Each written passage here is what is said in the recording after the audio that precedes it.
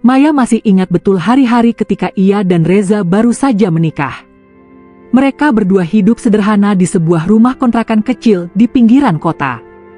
Rumah itu hanya berdinding bata yang dilapisi cat kusam, dengan atap seng yang jika hujan deras berbunyi nyaring seperti gendang dipukul-pukul.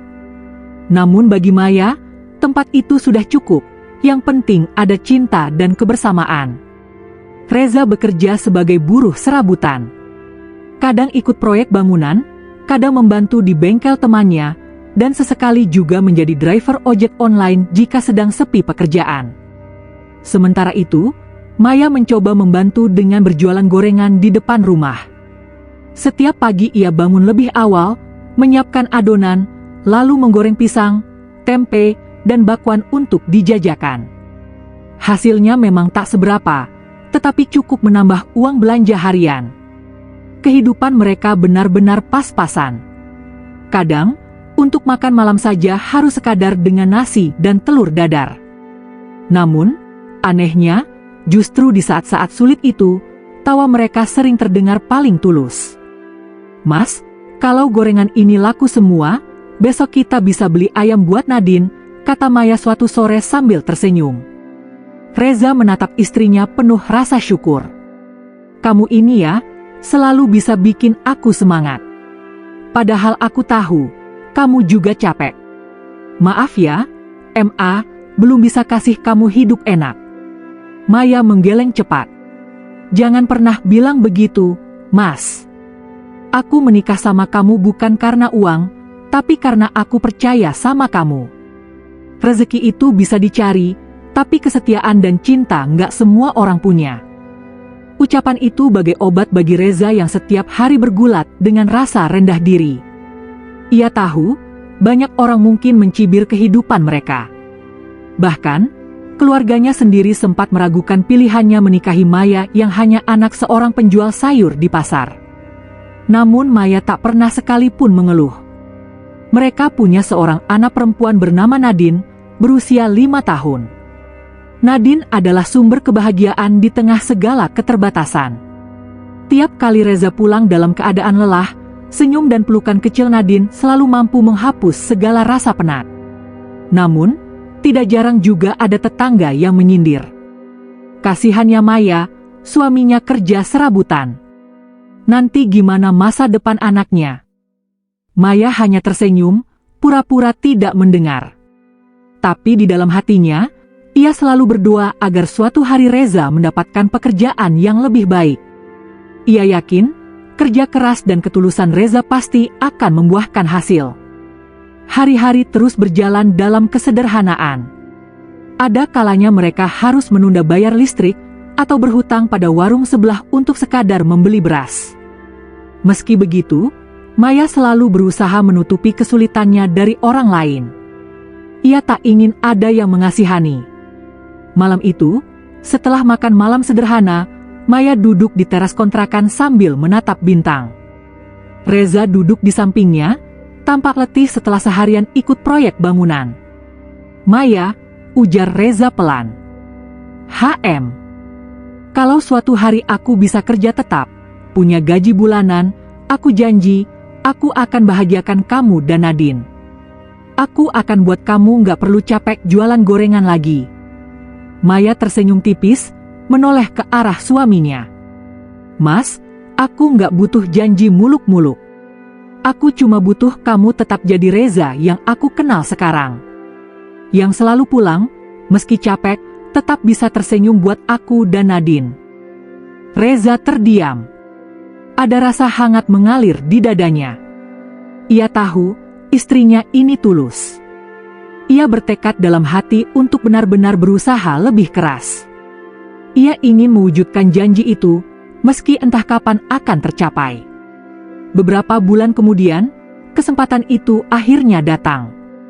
Seorang teman lama mengabarkan bahwa ada lowongan di sebuah perusahaan swasta. Posisi staf administrasi dengan gaji bulanan yang lumayan. Bagi orang lain mungkin bukan apa-apa, tapi bagi Reza ini adalah kesempatan emas. Ia pun mendaftar, meski sempat minder karena latar belakangnya yang sederhana. Maya terus menyemangatinya. "Mas, Jangan takut gagal. Percaya diri.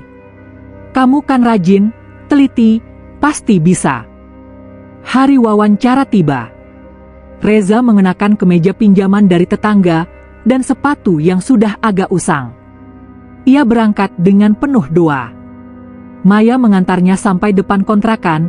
Nadine melambaikan tangan kecilnya sambil berteriak, "Semoga ayah berhasil." Beberapa minggu kemudian, kabar bahagia itu datang. Reza resmi diterima bekerja di perusahaan tersebut. Maya menangis haru saat mendengarnya. "Alhamdulillah, Mas, akhirnya doa kita dikabulkan. Aku bangga sama kamu." Reza memeluk istrinya erat-erat. Air matanya ikut mengalir. Setelah sekian lama terombang-ambing dalam ketidakpastian, akhirnya ia punya pekerjaan tetap. Hari itu, mereka bertiga makan mie ayam sederhana di warung dekat rumah untuk merayakan. Mungkin bagi orang lain itu sepele, tapi bagi mereka, itu adalah perayaan penuh makna. Di dalam hatinya, Maya berbisik, "Semoga dengan pekerjaan ini, kehidupan kita akan lebih baik. Semoga Reza tetap jadi suami yang dulu, yang selalu aku banggakan meski dalam kesederhanaan." Namun, tanpa ia sadari, doa itu kelak akan diuji dengan cara yang tak pernah ia bayangkan sebelumnya. Hari-hari awal Reza bekerja di perusahaan baru itu penuh semangat. Ia bangun lebih pagi dari biasanya, berpakaian rapi, dan berangkat dengan wajah penuh percaya diri. Maya bahkan sampai terharu melihat perubahan itu. "Mas kelihatan gagah banget sekarang. Nadine pasti bangga punya ayah kayak gini," ujar Maya sambil tersenyum. Reza terkekeh, meraih tangan istrinya. "Ini semua karena kamu yang selalu sabar sama aku." Perubahan juga langsung terasa di rumah. Gaji bulanan Reza cukup untuk membayar sewa kontrakan, melunasi utang di warung, bahkan menyisihkan sedikit tabungan. Untuk pertama kalinya dalam bertahun-tahun, Maya bisa belanja tanpa harus menghitung kain demi kain. Nadine pun bisa masuk sekolah TK yang lebih layak. Hari-hari mereka tampak indah. Setiap kali pulang, Reza membawa cerita baru tentang pekerjaannya. Tentang teman kantor yang ramah, tentang suasana kerja yang jauh lebih teratur dibanding pekerjaan serabutan dulu. Maya mendengarkan dengan penuh perhatian. Ia ikut senang melihat Reza mulai menemukan jalannya. Namun, seiring waktu berjalan, ada hal-hal kecil yang mulai berubah. Awalnya, Reza yang biasanya pulang tepat waktu, mulai sering mengabari bahwa ia harus lembur. "Kerjaan lagi numpuk, MA. Aku pulang agak malam ya," begitu isi pesannya. Maya percaya saja, meski sesekali hatinya mengganjal. Lalu, Reza mulai membawa pulang ponsel baru. "Mas dapat bonus, jadi aku beliin HP biar bisa kerja lebih lancar," katanya. Maya hanya tersenyum, meski di dalam hati sempat terlintas pertanyaan, kenapa bukan nabung dulu untuk rumah atau sekolah Nadine? Selain itu, gaya berpakaian Reza juga mulai berubah. Ia lebih sering membeli parfum, kemeja baru, dan sepatu yang lebih mahal. Maya masih berusaha memaklumi, berpikir mungkin itu memang tuntutan kantor. Namun, perubahan yang paling terasa ada pada sikapnya. Reza yang dulu selalu cerewet menanyakan kabar Maya dan Nadine setiap siang, kini jarang mengirim pesan. Jika Maya menghubungi, jawabannya singkat. Kadang bahkan tidak dibalas sama sekali. "Mas, besok Nadine ada acara di sekolah. Bisa pulang cepat enggak?" tanya Maya suatu malam. "Aduh, kayaknya susah, MA. Aku ada rapat sama atasan," jawab Reza sambil menatap layar ponselnya. Maya menelan kekecewaan. Nadine tampak murung mendengar jawaban ayahnya. Hari-hari selanjutnya, Reza semakin tenggelam dalam dunia kantornya. Ia sering pulang larut, bahkan kadang lewat tengah malam dengan alasan lembur. Maya tetap berusaha percaya. Ia selalu menyiapkan makan malam hangat, meski seringkali makanan itu hanya disentuh sedikit atau bahkan tidak disentuh sama sekali. Suatu malam, Maya terbangun karena mendengar suara notifikasi ponsel Reza. Ponsel itu tergeletak di meja, namun ketika Maya mendekat hendak melihat, Reza tiba-tiba terbangun dan langsung merebutnya. "Kamu ngapain pegang HP aku?" bentaknya. Maya terperanjat. "Aku cuma mau lihat jam, Mas." Reza menatapnya tajam, lalu mendengus. "Lain kali jangan kepo deh. HP itu urusan kerja." Maya terdiam, dadanya sesak. Belum pernah sekalipun Reza berbicara setajam itu kepadanya. Keesokan paginya, Maya mencoba berpikir positif. Ia meyakinkan diri bahwa Reza hanya lelah, bahwa semua ini hanya fase adaptasi dengan pekerjaannya. Namun, hatinya mulai dihantui rasa curiga yang sulit ia redam. Sementara itu, Nadine semakin sering bertanya, "Mama, kenapa ayah jarang main sama aku? Ayah nggak sayang aku lagi, ya?" Maya hanya bisa memeluk putrinya erat. "Ayah sayang kamu, Nak. Ayah cuma sibuk kerja." Namun dalam hatinya, ia sendiri tak yakin pada kata-kata itu. Beberapa minggu kemudian, Maya menemukan sesuatu yang membuat dadanya semakin berdebar. Saat mencuci pakaian Reza, ia mendapati selembar struk pembayaran restoran mewah. Tanggal dan jam pada struk itu menunjukkan malam ketika Reza bilang ia sedang lembur. Maya mencoba menenangkan diri. Mungkin dia makan sama teman kantor, atau sama atasan, pikirnya. Tapi hati kecilnya berbisik, atau dengan seseorang yang lain? Hari itu, Maya duduk lama di kamar setelah Nadine tidur. Ia menatap foto keluarga mereka yang tergantung di dinding. Foto sederhana itu diambil ketika Nadine ulang tahun ketiga, saat mereka masih hidup pas-pasan namun penuh kebersamaan. Air mata Maya mengalir. Ia teringat janji Reza dulu di teras kontrakan, janji untuk tidak pernah berubah meski hidup mereka kelak membaik. Namun kenyataannya, perlahan-lahan Reza justru menjadi orang yang asing baginya. Maya mencoba membuka hati, berdoa dalam diam. "Ya Allah, kalau memang Reza sedang diuji dengan hal lain, tolong jaga hatinya. Jangan biarkan dia tergoda dan melupakan kami. Aku rela susah lagi, asal jangan kehilangan dia." Namun doa itu seakan tak juga menemukan jawabannya. Karena di luar sana, tanpa sepengetahuan Maya, ada sosok lain yang perlahan masuk ke dalam kehidupan Reza. Seorang rekan kerja perempuan yang hadir di saat Reza sedang berada di puncak kepercayaan dirinya. Kehadiran perempuan itu membuat Reza semakin betah di kantor, bahkan lebih betah daripada di rumah. Dan tanpa sadar, Reza mulai melupakan bahwa di rumah ada seorang istri yang dulu setia menemani ketika ia tak punya apa-apa. Malam itu hujan deras. Maya duduk di ruang tamu sambil menunggu Reza pulang. Jam dinding sudah menunjukkan pukul 11 malam, tapi ponsel Reza tak bisa dihubungi. Hanya terdengar nada sambung yang akhirnya terputus sendiri. Di meja makan, Maya sudah menyiapkan sup hangat kesukaan Reza. Namun makanan itu sudah dingin, uapnya hilang di telan waktu. Nadine yang tadinya ingin menunggu ayahnya sudah tertidur di sofa, dengan buku gambar masih terbuka di pangkuannya. Maya menghela napas panjang. Kenapa Mas Reza berubah sejauh ini? Dulu, sekalipun sibuk, dia selalu sempat memberi kabar. Dulu, dia selalu ingat janji untuk pulang makan bersama. Sekitar pukul 11:30, terdengar suara motor berhenti di depan rumah. Maya segera berdiri. Reza masuk dengan wajah datar, tubuhnya sedikit basah karena hujan. Bau parfum asing tercium dari tubuhnya. Parfum itu tidak pernah ada di rumah mereka. "Mas, kenapa baru pulang?" "Aku khawatir banget," ucap Maya mencoba tenang. Reza meletakkan tasnya di kursi. "Aku lembur. Jangan banyak tanya. Tapi aku udah coba telepon berkali-kali, HP kamu nggak aktif." "Baterai habis," jawabnya singkat. Maya ingin bertanya lebih jauh, tapi melihat tatapan Reza yang dingin, ia urung. Ia hanya bisa menghela napas, lalu membereskan sup yang sudah dingin. Beberapa hari kemudian, Maya sedang mencuci pakaian Reza. Saat memeriksa kantong celananya, ia menemukan secari kertas, nota pembayaran hotel. Jantungnya seketika berdegup kencang. Tangannya gemetar memegang kertas itu.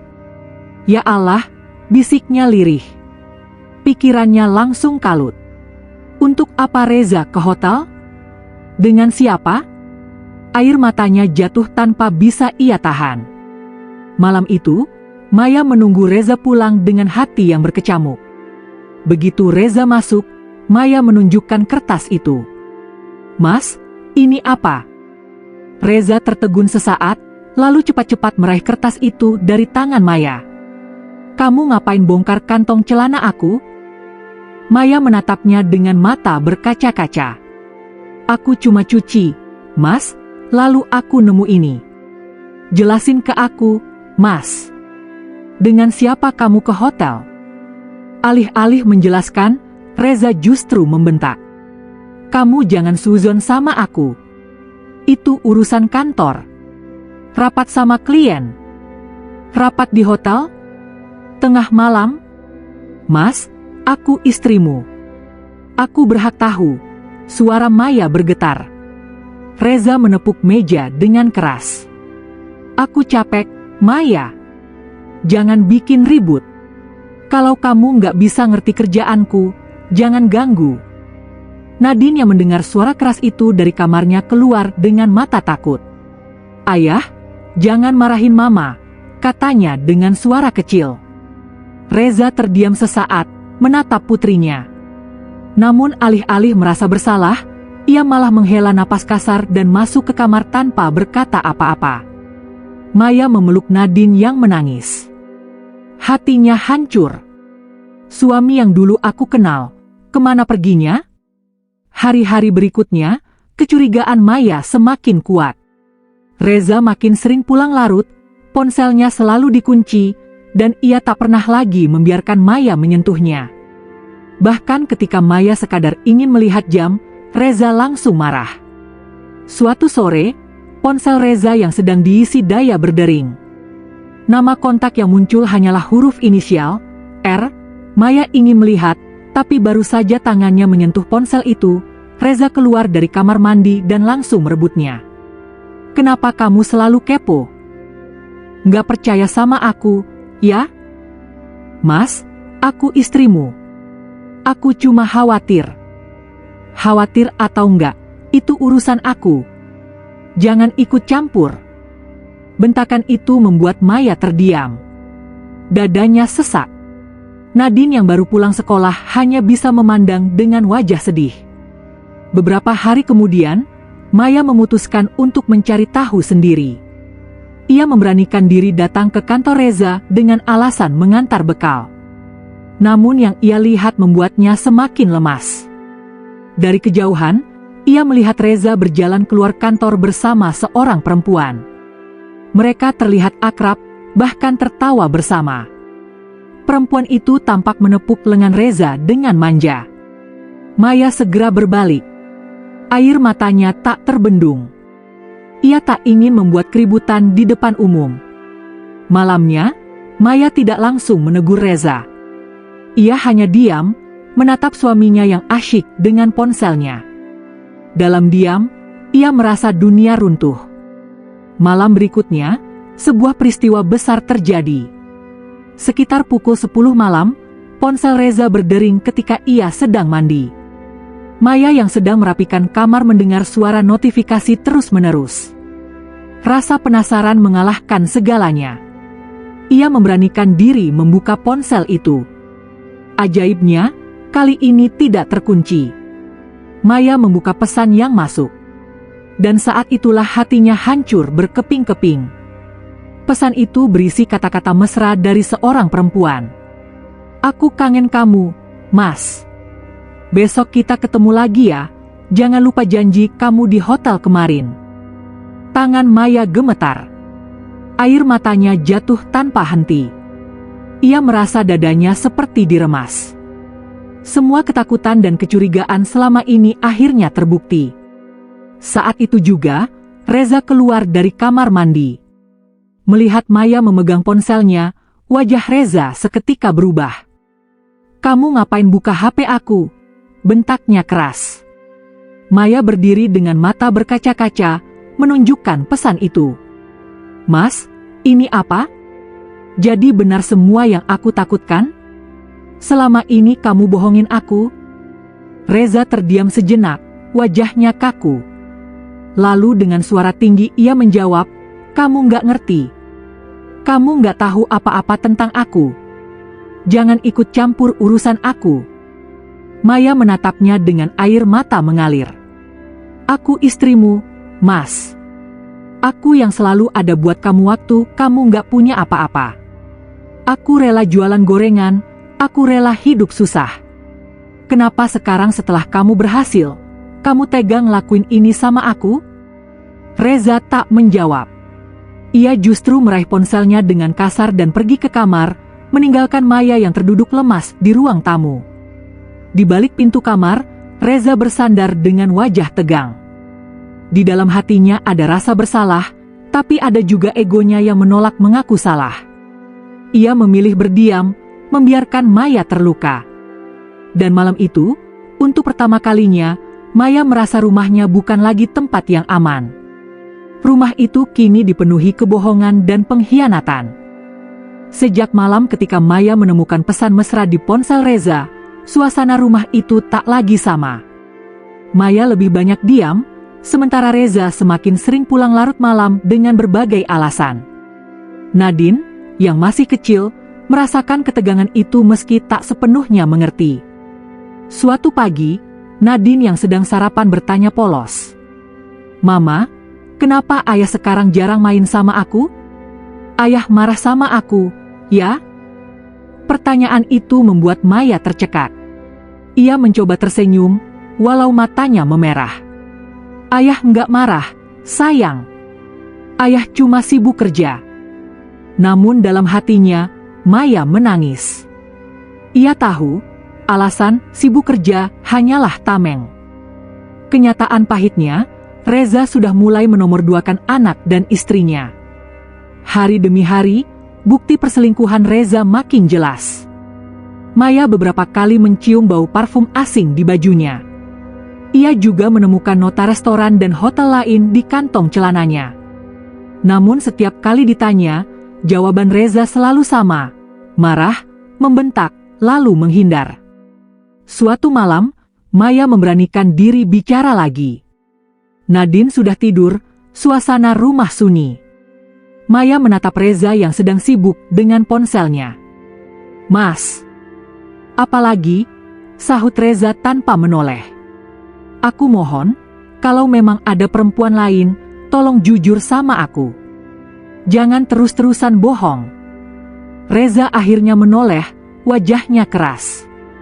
Kamu ini kenapa sih? Hidupmu nggak ada urusan lain selain curiga sama aku? Aku capek dengar tuduhanmu. Air mata Maya jatuh.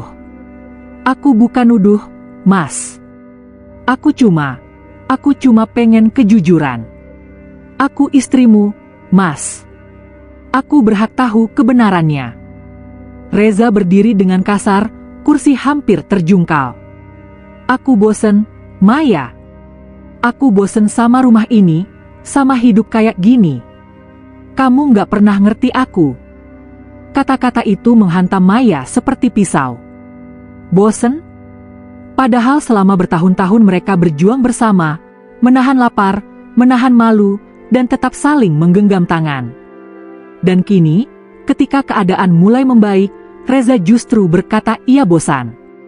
Maya hanya bisa terduduk, menangis tanpa suara. Beberapa hari kemudian, kabar mengejutkan datang. Maya mendengar dari tetangga bahwa Reza terlihat berdua dengan seorang perempuan di sebuah kafe. Tetangga itu bercerita dengan wajah penuh kasihan, seolah tak tega menyampaikan. Maya pulang dengan hati hancur.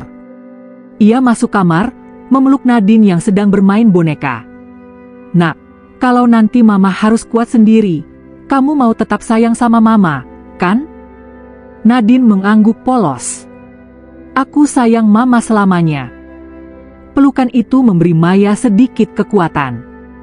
Suatu malam, ponsel Reza berdering lagi. Maya yang duduk di ruang tamu mencoba bersabar, tapi rasa penasaran tak tertahankan. Ia melihat layar ponsel, nama yang muncul hanyalah R. Maya tahu itu perempuan yang sama. Dengan hati bergetar, Maya mencoba membuka pesan masuk. Isinya jelas-jelas menunjukkan hubungan terlarang. Aku nggak sabar ketemu kamu lagi, Mas. Aku bahagia setiap kali sama kamu. Maya merasa seluruh tubuhnya lemas. Saat itu, Reza keluar dari kamar mandi dan melihat Maya dengan ponselnya. "Apa-apaan kamu?" teriak Reza. "Mas, sampai kapan kamu mau terus bohong? Aku sudah tahu semuanya. Kamu selingkuh, kan? Kamu tega sama aku dan Nadine." Reza terpaku sesaat, lalu wajahnya memerah. Ia merebut ponselnya dan berteriak, "Berhenti ngatur hidup aku. Aku muak." Tangis Maya pecah. "Aku ini istrimu, Mas. Aku yang dulu rela jualan gorengan demi kita bisa makan. Aku yang selalu sabar meski kita susah. Kenapa sekarang setelah kamu punya gaji tetap, kamu malah lupa siapa yang nemenin kamu dari nol?" Reza terdiam, namun egonya menolak mengakui. Ia hanya menghela napas kasar, lalu berkata dingin, "Aku nggak butuh ceramahmu. Kalau kamu nggak tahan, silakan pergi." Kata-kata itu seperti petir yang menyambar telinga Maya. Ia tak menyangka, suami yang dulu berjanji akan selalu setia, kini mengusirnya begitu saja. Maya menutup wajahnya, tubuhnya bergetar. Ia tak ingin Nadine mendengar pertengkaran itu lagi. Dengan sisa tenaga, ia masuk kamar dan memeluk putrinya erat-erat. Malam itu, Maya menangis hingga tertidur, sementara Reza masih sibuk dengan ponselnya di ruang tamu.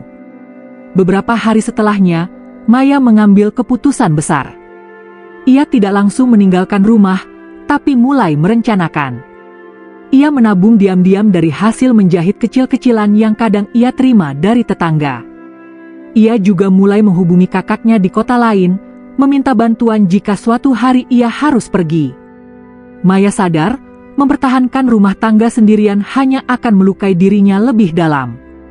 Ia juga tak mau Nadine tumbuh dalam rumah penuh pertengkaran. Namun, sebelum Maya sempat melangkah lebih jauh, sebuah kejadian besar mengguncang Reza. Suatu sore, Reza dipanggil oleh HRD kantornya. Wajahnya tegang ketika keluar dari ruangan itu. Rupanya, hubungan gelapnya dengan rekan kerja perempuan sudah tercium atasan. Lebih buruk lagi, perempuan itu ternyata istri seorang manajer di kantor yang punya posisi tinggi. Berita itu menyebar cepat. Reza dipanggil ke ruang direksi, dimarahi habis-habisan, dan akhirnya diberhentikan dengan tidak hormat. Semua teman kantor yang dulu ramah kini menjauhinya. Saat pulang ke rumah malam itu, wajah Reza pucat pasi. Ia tidak tahu bagaimana harus mengatakan pada Maya. Namun yang ia temukan ketika membuka pintu adalah rumah yang sepi. Maya dan Nadine tidak ada. Di meja makan, hanya ada sebuah amplop berisi surat. Tangan Reza bergetar saat membukanya. "Mas Reza, aku sudah lama tahu semuanya. Aku hanya diam, berharap kamu sadar sendiri. Tapi kamu memilih marah dan mengusirku. Aku sudah ikhlas, Mas. Aku pergi bukan karena aku benci, tapi karena aku ingin menjaga hati ini agar tidak hancur lebih dalam. Ingatlah, Mas, dulu saat kamu tak punya apa-apa, bukan dia yang menemanimu. Itu aku. Selamat tinggal. Semoga suatu hari kamu sadar apa yang telah kamu buang." Air mata Reza jatuh pertama kalinya setelah sekian lama. Ia memanggil-manggil nama Maya, tapi tak ada jawaban. Rumah itu benar-benar kosong. Dan malam itu, untuk pertama kali sejak lama, Reza merasa benar-benar sendirian. Reza duduk di ruang tamu dengan amplop surat Maya masih tergenggam erat. Matanya sembab, dadanya terasa sesak. Rumah itu kini terasa asing, sepi, dingin. Tidak ada lagi tawa Maya, Tidak ada lagi suara ceria Nadine yang biasanya berlari-lari kecil menyambutnya. Semua yang dulu ia anggap biasa, kini terasa sangat berharga, dan semuanya sudah hilang. Hari-hari berikutnya, hidup Reza berubah drastis. Setelah dipecat dari kantor, ia berusaha mencari pekerjaan lain, namun reputasi buruknya sudah lebih dulu tersebar. Teman-temannya yang dulu ramah kini pura-pura tidak kenal. Setiap lamaran kerjanya ditolak. Ia kembali ke kehidupan yang lebih buruk dari sebelumnya. Bedanya, kali ini ia sendirian. Tak ada lagi Maya yang menyemangati, tak ada lagi Nadine yang menghapus lelahnya dengan senyum. Malam-malam Reza dipenuhi penyesalan.